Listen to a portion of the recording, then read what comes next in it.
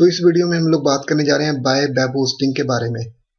सबसे पहले अगर आप लोग एक वेबसाइट बनाते हो, सेल्फ होस्टेड वेबसाइट बनाने जा रहे हो, मतलब कि मैं ब्लॉगर की बात नहीं कर रहा हूँ। जो लोग ब्लॉगर के ऊपर वेबसाइट बनाते हैं तो उन लोगों को होस्टिंग की जरूरत नहीं पड़ती है, क्योंकि ब्लॉगर है जो गूगल वालों का प्रोडक्ट है और वहाँ पे बंदों को होस्टिंग की जरूरत नहीं पड़ती है। ठीक है। और सभी बंदों को मैं ये सजेशन देता हूँ कि जब भी आप विदाउट होस्टिंग वेबसाइट बनाना चाहते हो तो एक डोमेन नेम परचेज कीजिए और उसको ब्लॉगर के साथ में कनेक्ट कीजिए। ठीक है। जब आप उसको ब्लॉगर के साथ में कनेक्ट करते हो तब आपकी वेबसाइट अच्छी चल जाती है, लेकिन आपने कोई भी फ्री होस्टिंग के चक्कर में नहीं पड़ना है। आपकी वेबसाइट सेफ नहीं होगी फ्री होस्टिंग के चक्कर में, इसलिए वेब होस्टिंग परचेज नहीं कर सकते हो तो ब्लॉगर पे वेबसाइट बनाइए, फ्री होस्टिंग के चक्करों में मत पड़िए। बात कर रहे हैं टाइप्स ऑफ होस्टिंग की, कि जब आपकी होस्टिंग की टाइप्स कितनी है। तो दोस्तों होस्टिंग की 3 टाइप्स होती हैं, सुना ही होगा आप लोगों ने। जो पहली टाइप है वो है शेयर्ड वेब होस्टिंग। ठीक है। दूसरी जो है वो है वर्चुअल प्राइवेट सर्वर, एंड जो तीसरी टाइप है वो है डेडिकेटेड होस्टिंग सर्वर्स। और इन सबको मैं आपको बताता हूँ शेयर्ड होस्टिंग क्या है। शेयर्ड होस्टिंग में ये होता है, इसके जो पैकेजेस होते हैं वो चीप होते हैं।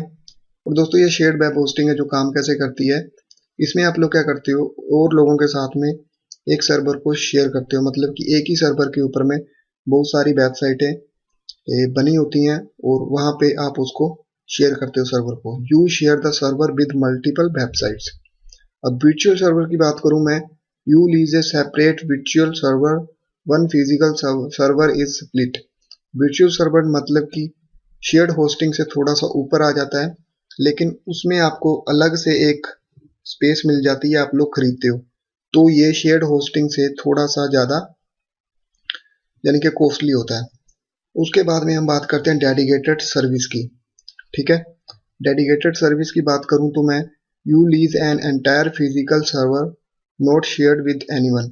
मतलब कि आप लोगों के पास में एक फुली फिजिकल सर्वर होता है जिसमें आप लोग किसी के साथ में कोई शेयरिंग नहीं करते हो, उसके ऊपर में आपका पूरा कंट्रोल होता है।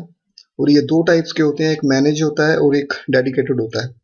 मतलब कि मैनेज में ये होता है कि कंपनी जहाँ से आप होस्टिंग परचेज करते हो, अगर आप लोग मैनेज लेते हो तो आपको अगर कोई प्रॉब्लम होती है तो वो फिक्स करते हैं। वो फुल डेडिकेटेड जो होता है तो उसमें जितनी भी प्रॉब्लम्स आएंगी वो आपको खुद ही सॉल्व करनी पड़ेंगी। तो दोस्तों अब मैं आपको कुछ टिप्स देने जा रहा हूँ, tips for buy web hosting. दोस्तों जब भी आप वेब होस्टिंग सर्विस परचेज करते हो तो किन बातों का ध्यान रखना चाहिए।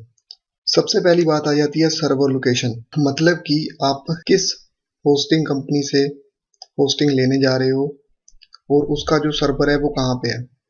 फॉर एग्जांपल आप लोग किसी ऐसी कंपनी से होस्टिंग परचेज कर रहे हो जिसका सर्वर जो है इंडिया में है, लेकिन आप अपनी जो वेबसाइट को टारगेट कर रहे हो वो वेबसाइट है यूएसए की, मतलब कि जो आपकी वेबसाइट की टारगेट ऑडियंस है वो है यूएसए की।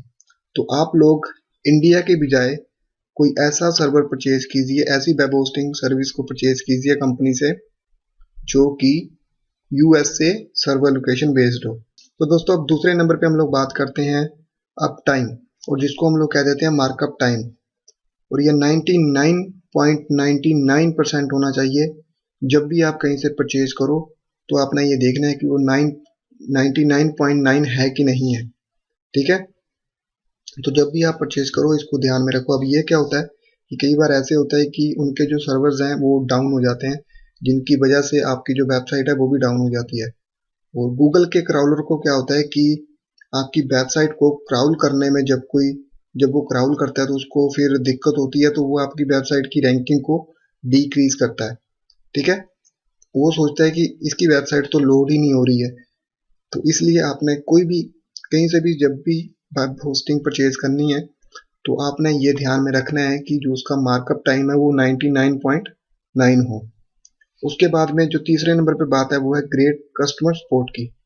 बहुत सी वेब होस्टिंग्स ऐसी होती हैं जब आपको कोई प्रॉब्लम होती है तो आप लोगों को रिप्लाई नहीं करते हैं। तो आपने किसी ऐसी कंपनी से वेब होस्टिंग परचेज करनी है जिसकी ग्रेट कस्टमर सपोर्ट हो, मतलब कि आपको कभी भी कोई भी प्रॉब्लम हो तो आप लोग उनको डायरेक्ट चैट करके अपनी प्रॉब्लम का सलूशन ले सको।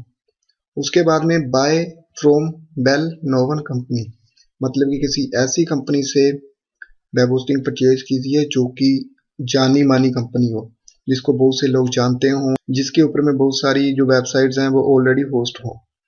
और उसके बाद में जो फिफ्थ नंबर पे है वो है security. Security is the must important factor दोस्तों। वेब होस्टिंग ऐसी कंपनी से वेब होस्टिंग परचेज कीजिए जो आपको 100% सिक्योरिटी प्रोवाइड करते हो। उसके बाद में हम लोग 6 नंबर पे बात करते हैं और ये सबसे ज़रूरी है हर बंदे के लिए जो भी अपनी ब्लॉगिंग की वेबसाइट बनाना चाहते हैं। Always purchase hosting for 6 month, मतलब कि जब भी आप लोग होस्टिंग परचेज करते हो तो अपना यही रखना है आपने कि आप होस्टिंग कम से कम समय के लिए लीजिए। मतलब कि कई बार ऐसे होता है कि हम लोग जब स्टार्टिंग करते हैं तो हम लोग उसको शेयर्ड होस्टिंग ले लेते हैं जो कि चीप होती है।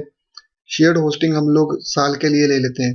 शेयर्ड होस्टिंग के ऊपर में दोस्तों ऐसे होता है कि जब आपकी वेबसाइट के ऊपर में राइट नाउ, मतलब कि राइट नाउ में मतलब आपकी वेबसाइट के ऊपर में एक बार में अगर 3 से 4 बंदे आपकी आपकी वेबसाइट में ऊपर में आ गए, एक टाइम में आपकी वेबसाइट के ऊपर में वो कुछ विजिट कर रहे हैं या कुछ रीड कर रहे हैं, अगर वो 5 तक चले गए तो आपका जो सर्वर है वो डाउन हो जाएगा शेयर्ड होस्टिंग में। ठीक है। और आपने अगर शेयर्ड होस्टिंग 1 साल के लिए परचेज कर ली तो फॉर माई एग्जाम्पल मेरा कहने का मतलब ये है कि हमेशा 6 मंथ के लिए परचेज कीजिए।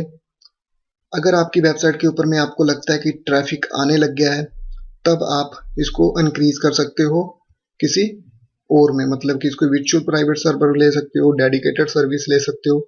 लेकिन जब भी आपने शेयर्ड होस्टिंग परचेज करनी है तो 6 मंथ के लिए कीजिए, क्योंकि अगर आपने 1 साल के लिए ले ली और आपकी वेबसाइट के ऊपर में 6 मंथ में ही ट्रैफिक आना शुरू हो गया तो फिर आपको जो होस्टिंग का प्लान है उसको अपग्रेड करना पड़ेगा और आपने जो सर्विस ली होगी शेयर्ड होस्टिंग की वो बेकार हो जाएगी। तो इसलिए हमेशा कम से कम समय के लिए लीजिए होस्टिंग, ताकि आपको पता लग सके कि आपकी वेबसाइट के ऊपर में ट्रैफिक आ रहा है और अब आपको इसको अपग्रेड करने की ज़रूरत है।